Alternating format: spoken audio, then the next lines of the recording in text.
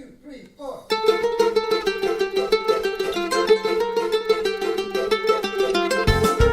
Hi everyone, this is Jewish Talk coming to you from Nassau Community College, 90.3 WHPC, also streaming on the iHeart and the iTunes app. This program is later archived on Spreaker.com. So hi there, just in case you don't know, this is Rabbi Perl. Good morning to you, and good morning to Michael Wolf. Good morning, good afternoon, and good evening. This, of course, depends on when you have joined us. It doesn't matter when you do, it is always welcomed, and I do appreciate your attendance today and all the Sundays. So, of course, we've exactly less than 14 shopping days left to the holiday of Passover. So today we're going to analyze, focus, on how to make our Seder most meaningful yet. What's the Seder all about? Let's take it as step one. Let's put into the following context. The very first of the Ten Commandments tells us, I am Hashem, your God, who has taken you out of the land of Egypt.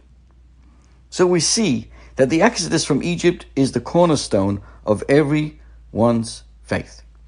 The goal of the Seder, our annual recounting of the Exodus, is really to deepen our faith, our emunah.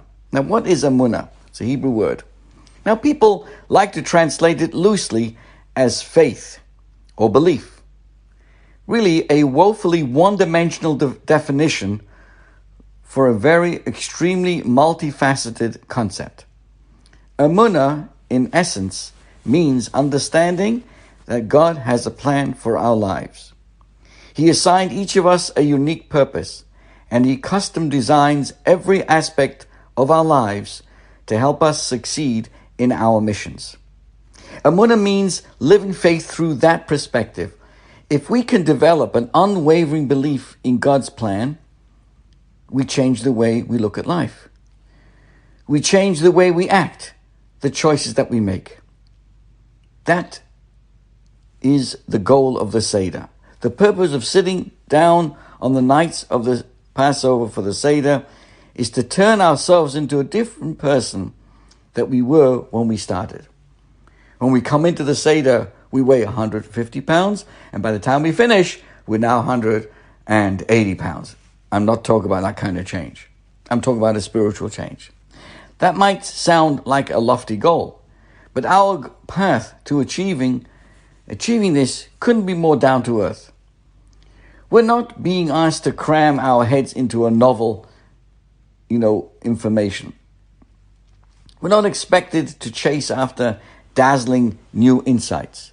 Our only task on the Seder night is to tell the story of God's plan for us. Stories are incredibly powerful. Told well, a story draws us into a different world. We get absorbed, we identify with it, and suddenly we're living with it. The story becomes our story, the background of our life. We all live life through the lens of our stories, whatever they may be. Building emunah building this faith means letting God's story become the story of our lives. Let's take this story a little bit further. What's the story all about? We've mapped out, actually, our goal for the Seder night. And what is that? To develop a new dimension of faith by retelling and reliving the story of the Exodus. So we open up our Haggadahs to brush up on our knowledge of that story. And suddenly we get confused. Why are we finding references in the Haggadah to our forefather Abraham, to our evil cousin Laban, and to the building of the Holy Temple, even further away on the timeline? If the mitzvah du jour is to retell the story of Exodus, why does the Haggadah feel the need to pack in almost 1,000 years of Jewish history alongside it? Well, let's answer this question in the classical Jewish style with another question. In the first of the Ten Commandments, God officially introduces Himself and instructs us to believe in him. Fine. How does he choose to present himself? Not with the seemingly obvious title of God who created the world. Instead, he tells us, I am Hashem, your God, who took you out of the land of Egypt. Why does God wish us to base our faith on Exodus? Isn't creation a little more basic? Believing in a creator of the world is indeed a very crucial first step, but it remains only a first step. Emunah, this faith that we're talking about, is so much more than a cerebral understanding.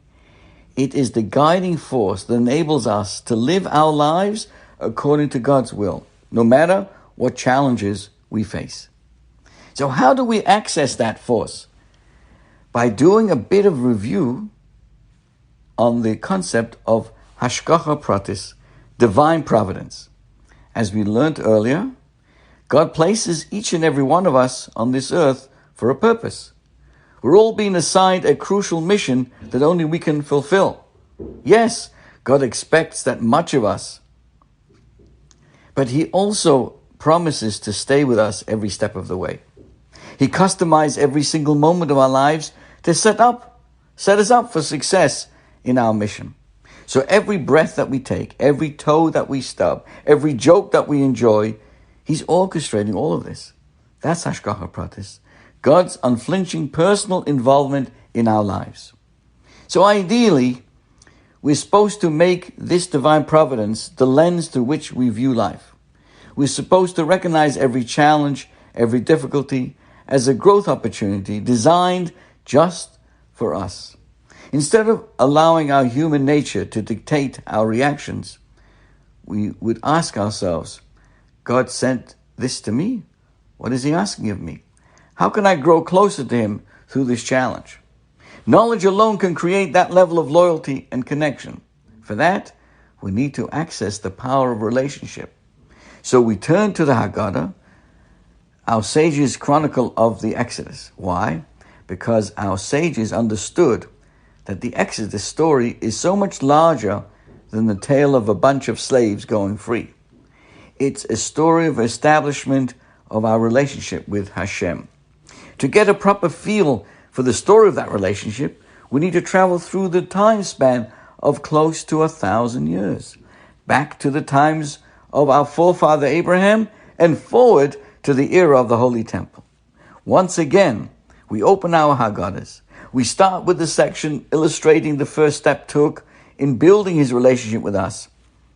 How was that? With the drawing of our forefather Abraham close to him. We then read how he protected and nourished Abraham's family, miraculously granting children first to him and then to his son Isaac. God protected the next generation, Jacob's family, from the annihilation at the hands of the evil Lavan. When the Egyptians sought to crush Jacob's descendants, God heeded our prayers and sent the 10 fearsome plagues to subdue those Egyptians. He then entered the scene in his full glory to rescue us from Pharaoh, personally striking down the firstborn. And of course, sweeping us out of bondage with unprecedented miracles. Once we were redeemed, he gifted us with the Torah, granting us the key to fulfilling our purpose in this world. He lovingly cared for us on our journey through the wilderness, providing us with a supernatural existence through the manna. That journey led us to his supernatural land of Israel, another gift. It was there that he built the Beis Hamikdash, the Holy Temple, where we could cleanse ourselves and we could elevate ourselves and we could restore our relationship with him on a constant basis. Take a look at the Dayenu, and there you have all these details. So the picture that emerges from the Haggadah helps us to view ourselves as his.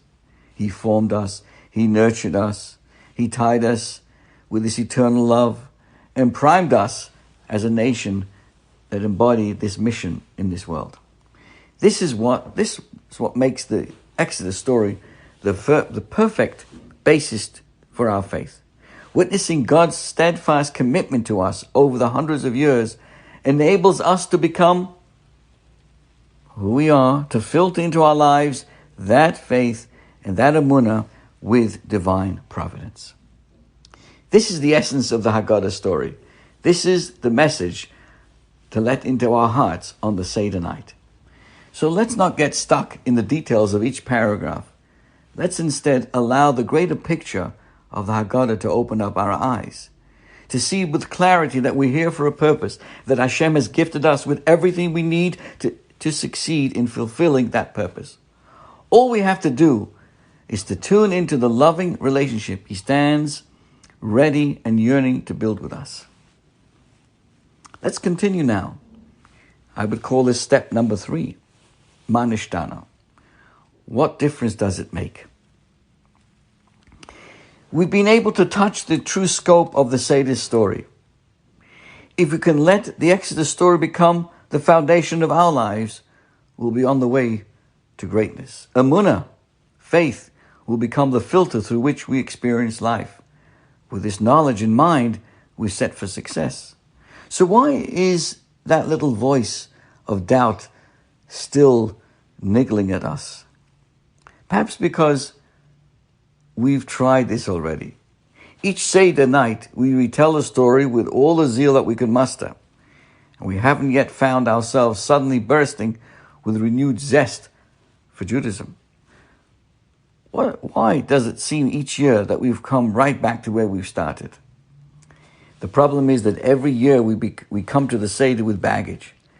We feel like we've already heard whatever the Haggadah has to tell us. If it hasn't worked magic for us yet, who's to say this year will be any different? That's another facet of what's holding us back. We're waiting for inspiration to somehow strike us. We'd love to be uplifted by something at the Seder, but we're not in the action mode. So the Seder becomes just another routine obligation to check off. We focus our attention on our children, on our guests, on everyone but ourselves. This attitude doesn't make for a very productive Seder. If we truly want to tap into the magic of the night, we need to rethink our approach. A good place to start, as the sages introduced to us, for us to tell the story of Exodus in a question and answer format. To see this idea in action, we need to look no further than the famous 4 questions, the Ma Nishtana. We're used to viewing the Ma Nishtana as a kid's zone of the Seder, the little one's opportunity to have fun and show off how cute they are. But the Ma Nishtana is just as important for the adults at the table. It's actually our ticket to a truly transformative Seder experience. Picture that innocent 5-year-old reciting the Ma Nishtana. There's real wonder in his voice as he asks, why is it so different? Why is this night so different from all other nights? On the Seder night, it's our job to step into that role. We need to develop a Ma Nishtana mindset, to come to the Seder with a real interest, curious about each aspect and how it can change our lives. We aren't only asking what's different about the night, the Seder night, but what's different does this night make? This Ma Nishtana mindset can be applied to any passage of the Haggadah. Take, for example, the section describing the 4 sons, which really is the 4 children. By customizing the Seder's message to suit each child's style, the Haggadah teaches us a crucial lesson about the nature of the Torah. Some might see the Torah as a book of ideals that only the holiest, the most righteous amongst us can possibly reach. The opposite is true. The Torah has a personalized message for every single one of us. It speaks to each of us on our own level, taking into account our personalities, our upbringings, our life circumstances, our experiences, our level of commitment, everything that makes us who we are. Viewing that idea through the prism of our Ma Nishtana mindset, we find ourselves wondering, where in my life can I hear the Torah speaking to me? Where am I being asked to stretch myself for these Torah ideals? Is it in a relationship, in a family or community matter, a health issue, a financial concern? With this mindset, every aspect of the Seder becomes relevant to us. With this mindset, we can unlock the magic of the Seder. So, this is my how should I say, unsolicited advice. This year, let's imagine that we're attending our very first Seder, reading the Haggadah for the very first time, and allowing the Seder to touch the deepest parts of ourselves. The Haggadah tells us to adapt our Seder to the various attitudes of the people we find present around the table. The wise child who receives wisdom, the child which is a little bit rebellious. Everyone gets what they need. The simple child is taught the ABCs of Judaism, and the one who doesn't know how to ask is engaged in dialogue that will help open him up. So many of us know how to engage kids with fun, with games, with props, with junk food, and the promise of really cool afikomen presents. But how do we engage the adults, which means ourselves, and make sure that the Passover Seder becomes more than an annual family get-together featuring matzah, manischewitz, and Maxwell House, stained Haggadahs? So the question that provokes, it's really the questions, I should say, that provoke discussion about relevant topics can help bring the Seder to life. And I want to suggest some questions for your Seder that will help us engage ourselves and anyone else, and perhaps even the least interested guest. You could pose the questions yourself or prepare conversation cards and hand them out to your guests. The first would be, when dipping in the karpas into salt water, think of the following, or question the following. Has anything ever happened to you which seemed bitter at the time, but later turned out to be sweet? When breaking the middle matzah and hiding it for later, we could say to ourselves, what is a hidden aspiration that you may have? Something that you've postponed for late in life, but you aspire to one day get to. Just like you're putting away the afikomen for later. What are those? I don't like the word bucket list. Bucket list is not I don't like that idea, because bucket list kind of has a connotation of pleasures and meaningless things. But what's some of the aspirations of good things that we want to do, just as we hide the afikomen? Number 3, when speaking about God's promise to Abraham, we could say the following. Why did Abraham merit to be the father of the Jewish people? What does it mean for you and me to be a child of Abraham? And are we living up to our parents' aspirations? Now, during the V'hisha Amda, the song that we sing, we could ask the following. Why has there been so much anti-Semitism in the world? Do you think anti-Semitism is on the rise? Another question. When speaking about our identity in Egypt, what does Jewish identity mean in exile, even today? When speaking about the harsh slavery, in our own day-to-day lives, do we really love what we do, or are we more like slaves to our work? Now, the Hebrew word for Egypt is Mitzrayim, which really actually resembles the Hebrew word for constriction. We could ask ourselves on the night of the Seder, what is our own personal Mitzrayim? What's holding us back most? Are we finding ourselves, in a certain sense, putting ourselves into a slavery situation, holding us back from our greatest potential?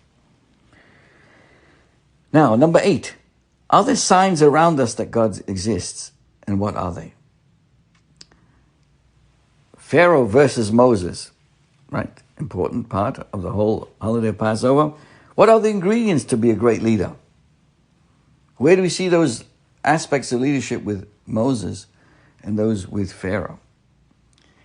If you knew for certain that God would help you succeed, even through a miracle, what new endeavor would you take upon yourself?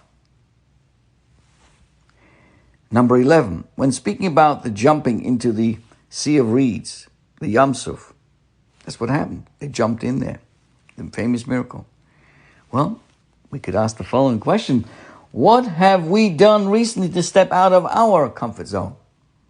just like Nachshon jumped into the Sea of Reeds, the Yam Suf, also known as the Red Sea. Not to everybody, nevertheless. But are we ready? Have we done anything recently that we could be considered like stepping out of our comfort zone and helping things happen? When we sing Dayenu, Dayenu, Dayenu, Dayenu, Dayenu, Dayenu, well, we're thanking Hashem for many things, all the kindnesses. Well, what are the gifts in our life that make it all worth it? Let's think about this year's Pesach, where we were last year. Wow. When reciting the Hallel, the praises, if we could fully express gratitude to someone in our past who really made a difference in our life, who would it be? Would it be a parent, a relative, a teacher? When we eat matzah, if we could eradicate laziness from our lives and live with complete discipline, what could you accomplish? Right? Matzah is made with great discipline. It has to be rushed from the time, every aspect, from cutting it, harvesting, and watching over it, and guarding it, and the water that's used. There's a tremendous effort made to with discipline to make sure the matzah stays kosher. Well, can we apply the same concept to our own life?